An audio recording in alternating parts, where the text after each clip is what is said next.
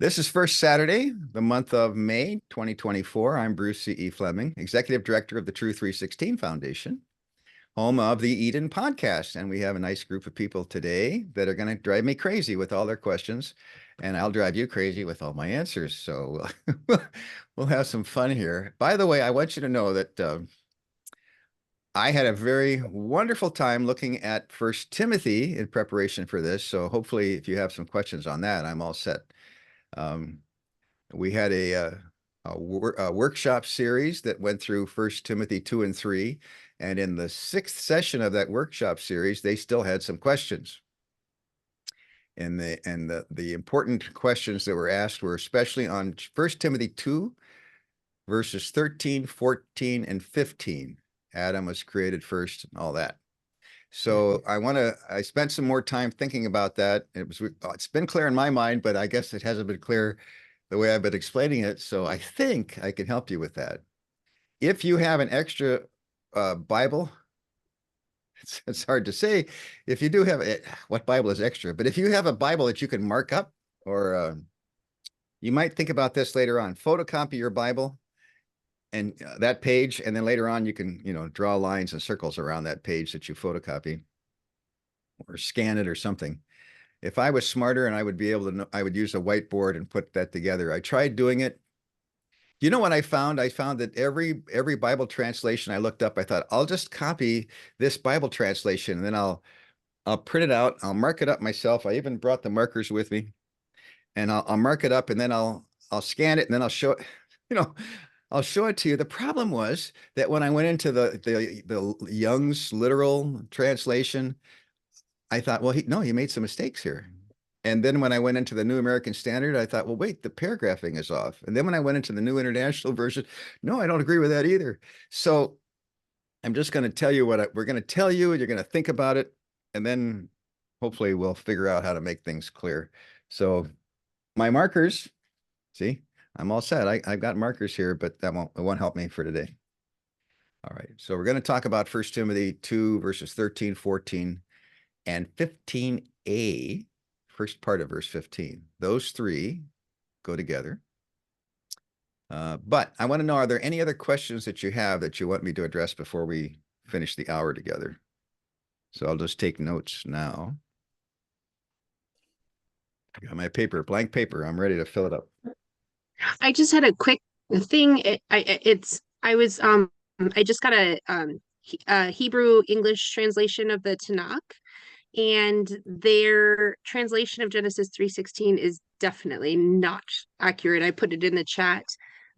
Basically the whole thing was about her pains in childbirth, and I was going to make it severe for you and all that stuff. So I was just interested, is there actually a Hebrew English translation of Genesis 3:16 that is accurate? That's interesting comment. Let me answer that kind of answering an earlier question I got this morning. So the person was saying, I got a screenshot, and they said, can you fix these? What it was, I think, is that the person had gone into, now I don't remember the name of it. Please hold while my mind works here. So I'm going to go into here, and I'm going to say, click Bible Gateway. Okay, so it's Bible Gateway. The person had gone into BibleGateway.com. They looked up I think First Timothy 2 or Genesis 3, and then Genesis 3, and then they noticed that there were paragraphs off to the side. And what those paragraphs were, let me explain what those were. Those were comments that were taken from old commentaries that don't have a copyright on them. Because when Bible Gateway and a lot of other people got together, they thought, oh, we're going to post all this stuff up on the internet. And people said, wait a minute, we have a copyright on that. But if it's more than 70 years old, they didn't. So in spite of all maybe new good research having happened in the last 70 years, that didn't get put on there. Now, maybe Bible Gateway has gotten around that and they've put more modern commentaries on there. But in the first days, they didn't. But what that was other people's comments on these Bible verses. And the question was, can't I fix that? Oh, no, I can't fix that. That's what it's just like going to the library, pulling all the different books out. So let's go to the library. Not too hard if you live here. There. Let's go to the library. I just reached to my left, and here I got a batch of books. So this is a commentary on Genesis, an introduction and commentary by Derek Kidner, InterVarsity Press. This is Genesis, a new translation of the classic biblical stories by Stephen Mitchell. The way that's titled, you can get an idea what that person's theology might be. And this is Genesis Revised Edition, a commentary by Gerhard von Rad. Okay. And we got a lot more all around the house. So the question is, can I change those? No, those are books. Those people published them. That's the way they're going to do. The thing we want to change, let's talk about that. The thing we want to see other people change is their own translations. So does the ESV Bible have its own committee that updates verses? So it would be those people. We'd like them to talk about it, think about it, and fix it. Okay. So Genesis 3:16 is our main emphasis these days at the Truth 316 Foundation, because if you get that wrong, it influences everything downstream. And it's the key verse. We want to refer to that, and we want to say, well, who was our first mother, Eve, and how did God treat her, and all of that. One of the big things that you're going to find in the 4 Eden Insights is that the literary form also conveys content. You can't ignore the literary form. If you do, you're taking the verbs or the verses out of context, and you risk misinterpreting it. And then if you look at the pattern of the speeches that God did in verses 14 to 15 for the serpent, and then 17 to 19 for the man, they're the same. Same 6 points for each one. But in the middle, where you would expect to see the woman, same 6 points for her, there are none of these 6 points for her. So what's that mean? It means that God treats her differently than those other two. So every time you see somebody saying there were 3 rebels, or there were 3 punishments, or there were 3 curses, or they say 3, we're in trouble. Well, not because it's your fault. It's they didn't notice something. Okay. So if they think there's 3, there aren't. There were 2, this guy and that thing, but those 2, yes, but she's different. So you have to understand that. Now, when you get to 1 Timothy, I can't wait. I got to get into that. When you get to 1 Timothy, he's going to say there in 1 Timothy, somebody want to read us 1 Timothy 2:13 and tell us what translation you're reading from. I've got the Geneva Study Bible. It says 2:13 is for Adam was first formed, then Eve. Okay, so Adam was first formed, then Eve. Any problems with that statement? No, it's fine. Okay. Adam was first formed, then Eve. Now, you and I know that when it comes to trouble later on, well, that's Genesis chapter 2. Adam was first formed, then Eve. So I want to get into the attack in Genesis 3, but I'm not there yet. So verse 13, 1 Timothy 2:13, that's Genesis 1 and 2. Adam first formed, then Eve. Okay, good. All right, what happened to verse 14?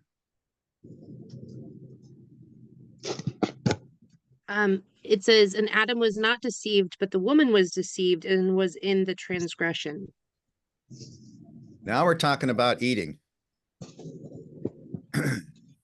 They both ate, but there's a distinction made in verse 14. So verse 13 was before the attack. Verse 14 is during the attack. And look what Paul did. He draws a distinction between him and her, or between person A and person B. So what's the distinction he draws between those two people?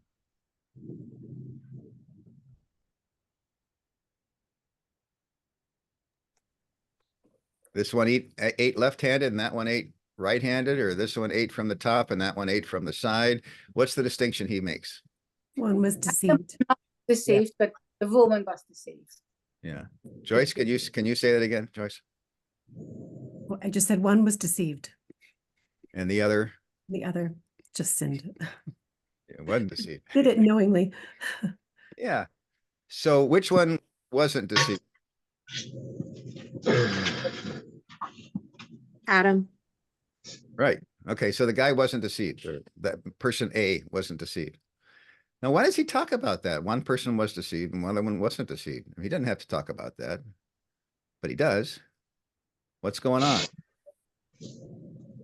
Now, when people look at this, they say this is a passage. This talks about the order of creation. Yeah, you don't want to know the commentary in my Geneva Bible. It's pretty bad. Yeah, that's what they say, and that's oh, look what we have here, because they come with a certain presupposition that we don't have to come with. You can just come to the passage and look at it. So as we're looking at it, we see he was formed and then she was. That's what happened historically. God started out with one. And then instead of making another one or a separate one, he made another one from the first one. So they're both humans. And that's what happened. That's following Genesis chapter 2. But now in Genesis 3, he's pointing out the distinction that one was deceived and one wasn't. Now, is that a true statement that one was deceived? Yeah. How do we know that one was deceived? It said in Genesis 3. Who said it in Genesis 3? Eve told God that she was deceived. And God said, oh, no, you weren't deceived, you liar. No. That's what he said. Okay. Yeah, you got it.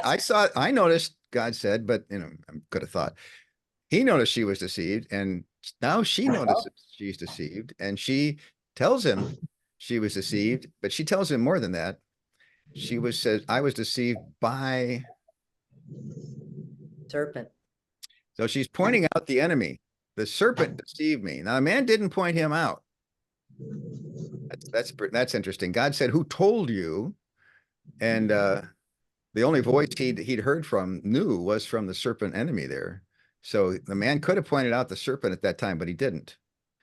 But the woman did. She said, look out, that serpent is the enemy, and he deceived me. And I ate, she confesses. So now Paul is picking up on the fact that she was deceived. By the way, God says then in Genesis 3:14, he takes her words as true and acts on them. And says to the serpent enemy, because you did this, did what? Did what she said. Hey, we have Susan who has some noise coming through from her phone again. So hang on there, Susan. I can't control that from here. Okay, so we've got a problem now. There's two different types of deception. No, that's not right. There's deception and there's not deception. Okay. So we have an on purpose and not on purpose. That's that's 1 Timothy 2:14 during the attack. Now look at 3, getting my numbers mixed up. 1 Timothy 2:15a. 1 Timothy 2:15a. What's going on there? It says, notwithstanding through bearing of children, she shall be saved. I need a different translation. That's not gonna, I can't work with that. Which verse? 2:15a. Verse 15, but she will be saved through childbearing. Anybody have it any different than that? ESV. But women will be saved through childbearing. Yeah, that's getting worse. Okay. What worse is this, that the Greek word is she. And we had that in the other translation, but now we've got they. Laura's got women. Star, what do you have? King James says, notwithstanding, she shall be saved in childbearing. That's King James. In childbearing. Does anybody have the childbearing? No. That's what it says in Greek, the childbearing. Will be saved the childbearing? Well, Wait a minute. saved in or through or by the childbearing. Okay. Yeah, it's a the. So here's the first major discovery I want you to think about. 1 Timothy 2:15a is after the attack. So 13 is before the attack, 14 is during the attack, and 15a is after the attack. See a nice pattern there? Before, during, after. So Paul is taking us back to Genesis chapters 1, 2, and 3, and he's saying, well, I'm telling you what happened before, and now I'm telling you what happened during, and now I'm also stressing what happened after. And in the process, he's pointing out something about the during, that there were two different ways of eating. There was the first degree offender, and then there was the second degree offender. First degree means he did it on purpose. Second degree means he didn't do it on purpose. So there's this distinction made in the level of offending. And then thirdly, in 15a, he talks about the proto-evangelium. She, the immediate antecedent to the pronoun is Eve. Okay, she, singular, in 15a, she will be saved through the childbearing. What's the childbearing? It's a direct reference to Genesis 3:15 and 16, line 1, where God says, her offspring will crush his head, and then he confirms to her, I will greatly multiply your conception of your offspring who will crush Satan's head. And by putting her faith in that offspring, that's the way the whole Old Testament worked, they looked forward to the birth of the child, or the childbearing, capital C. And anybody in the Old Testament who believed in the childbearing of the promised one was saved. Okay, that's just general, basic, simple, wonderful theology. So you're saved through the birth of the child, that child. Okay, so he's giving us a great summary, and in the point he's stressing that. Now watch this. Paul was a blasphemer, a persecutor, and a disruptor. But he said, I did it ignorantly and in unbelief. That's 1 Timothy 1. So was Paul a first-degree blasphemer or a second-degree blasphemer? Second degree. Nobody points that out. And I hope they all start pointing it out right away. Paul was a first-degree sinner? No, he was a second-degree sinner. And then what happened? God appointed him as an apostle, which is a fantastic thing. So being a second-degree sinner, he was able to be put into ministry. Then he says Eve was a second-degree sinner. She confessed, I ate. She points out the enemy, and God takes her and he appoints her to the ministry of being the mother of the Messiah. So then he says, Timothy, you've been retraining these wayward women overseers. We can look at that in a minute. 1 Timothy 2, verses 11 and 12. You've been retraining these wayward overseers. I left you in Ephesus to do that, 1 Timothy 1:3. And so now, by their placing their faith in the childbearing, in Jesus, they can be put into ministry. Take a look at chapter 3, verse 1. If anyone aspires to oversight, that one desires a good work. Well, who's the anyone? Well, certainly those women. And if you go back to 2:8, those men. So the men and women overseers who went astray can aspire to oversight because of the birth of the child, 2:15a, 2:15a. Then we have a few little words left over at the end of verse 15. If they continue in, and there's 4 little words there. Well, what's he doing?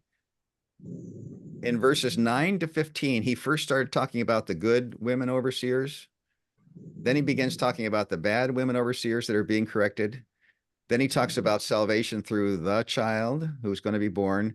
And at the end, he comes back and he wraps up the parallelism. And he says, remember here, I was talking about the good women. And now I'm going to stress again who these good women are at the end of verse 15. And then he says, okay, now because of Jesus, the faithful word, you can aspire to oversight once more. So what's the pattern going on in 13, 14, and 15a? Before the attack, during the attack, immediately after the attack, and because of the child who's going to be born to her, per the promise, then they can aspire to oversight again, and all of us can be saved and aspire to oversight as well.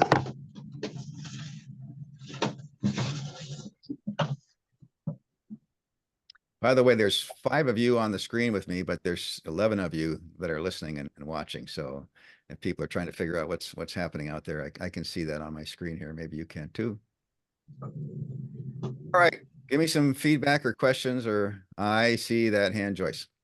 So I have also read that in this passage, we're dealing with Ephesus and the cult of Artemis, and that she was a goddess of virginity and also a midwife. They'd pray to her to help them through childbearing, either to kill them or to help them, because her arrows were painless. So in terms of Greek mythology, could that also be working into these in terms of his audience and who they were praying to get them through childbirth? Like it feels like contextually, especially after the braiding hair and the other things that are in there, that we have several elements of Artemis worship that are coming through, and he's telling these new believers that's not how we're going to do it. So how does that fit in? I see the pattern in terms of connected to Genesis, but I'm also thinking about first century Greek mythology, the people listening. To me, this would be so much hope and a redirection of their faith in who is going to carry them, through what they're doing. Do you want to speak to that? So if I live up in a town where the Minnesota Vikings are the football team, and anybody know what their color is? They have a color. Happens to be I'm married to a Minnesota man, so purple and gold. yeah, okay, right. So if in the middle of a sermon in my local church, if I said, "Yay, purple," and I kept going on, everybody would go, "Oh, yeah, right. Go Vikings." So I think that might be going on in that passage. So there would be some words that they would notice, but I don't think that would happen if this is being read down in Alexandria or in Jerusalem or someplace else. So it's nice. I remember when Joy and I were first studying this passage, and we talked to Kathy Krager, for example, and she was doing some early research at the time for us on Ephesus. That was interesting. And now there's even a lot more research has been done, and that's interesting. But people are still fighting and going around saying what's going on in this passage. And so we know more about maybe what happened in Ephesus and whether purple was their favorite color or not. I'm sure it was for Lydia. That's a different person, and a different kind of purple. But I don't. People who have brought this stuff out recently about the goddess have not explained the passage any better, to my mind, than when they started out. So what I think they're missing is what's going on here. Why is Paul talking about this at all? Why does he do this in verse 13? Now, if you printed out the chapter and you're going to mark it up, you can do it in your own Bible. I would mark it up this way. Verses 8 to 15 form a unit. 8 to 15 form a unit. That's the start of a bigger unit. It actually starts 8 to 13 and goes all the way to 3:1, and then goes all the way back to the 3:13, the end of that. So that's a full unit. 2:1 to 7, that deserves a major bracket. 2:1 to 7, that's a unit. And then 1:18 to 20, that's a first unit. What we have here is what's called a jump, high jump pattern. And I don't see people noticing this. So the first jump, he's talking about, it happens to be in line with his 3 sins. He's talking about some blasphemers and 1:18 to 20. That's the first jump. Then he's talking about persecutors. That's chapter 2, verses 1 to 7. That's the second jump. That corresponds to his second sin. And then you say, okay, time for his third sin. He was injurious. He disrupted the church. So then he starts in 2:8 and he goes all the way to 3:13. Now let's just look at the high jump itself. 2:8, he's talking about guys. And in 3:12, let the deacons be the husbands of one wife. Okay, so we got the guys in 2:8 and we got the guys in 3:12. And then back up 3:11, we got the gals. And as we're going into 2:9, we've got the gals. See? So we got the guys on either end, then we got the gals on in the middle section, and then we've got men and women in the center section from 3:1 to 3:10.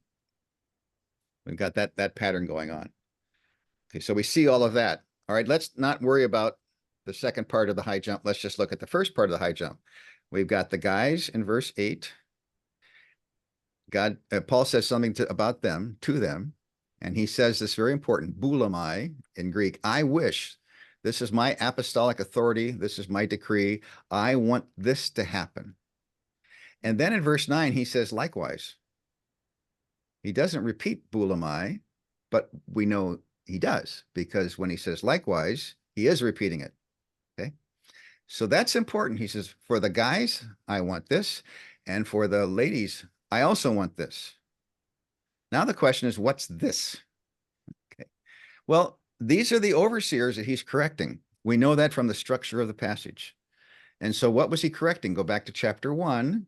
And we got all kinds of details that they were doing false teaching. They were wandering off into this, and they were teaching some of that, and they were practicing this bad way. So what's going on in 2:8, he says, I want them to pray. And I think that's a shorthand for pray and prophesy.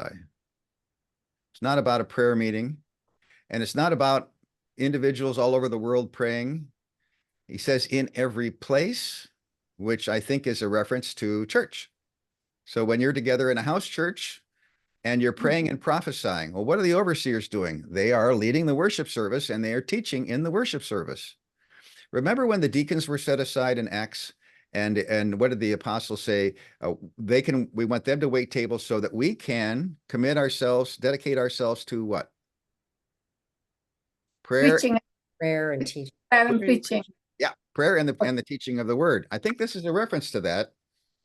Okay, so now we've got the prayer and the preaching. So in 1 Timothy 2:8, he says, let them pray in every place. And then he talks about the bad stuff that they were doing. And the result of that was to cause disruption and disputing, whatever. He says, stop doing that. Just don't do it anymore.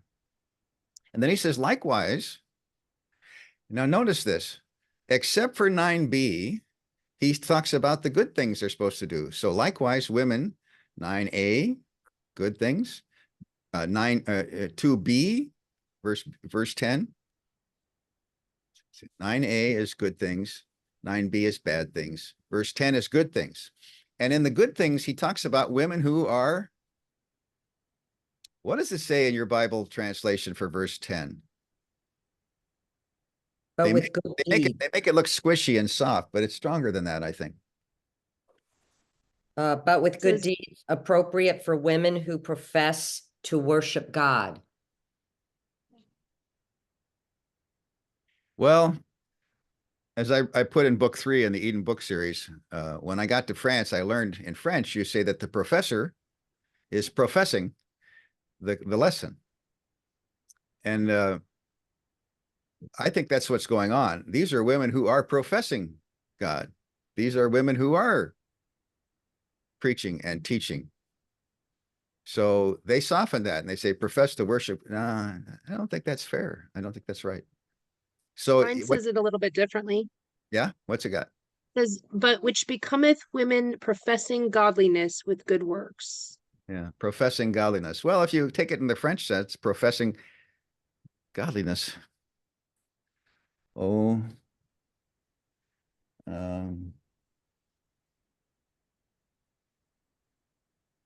professing godliness, reverence. So I wish I had a Greek scholar here with us. I actually tried to get a hold of one to come and join us, but that didn't work out. All right, we're not going to go into the Greek in depth enough. I wish we could, but we will keep plugging along here. Then we get, now, you got verse 8, little special bracket for verse 8. That's the guys. Remember the other end, we got the bracket at the end of chapter 3, or yeah, 3. Now we've got the gals, 9 through 15. Now take a look at verses 9 and 10. We've got pretty much a good description of what they should be doing with a bad stuck in the middle. So 9 and 10 go together. 11 and 12 go together. 13 to 15a go together.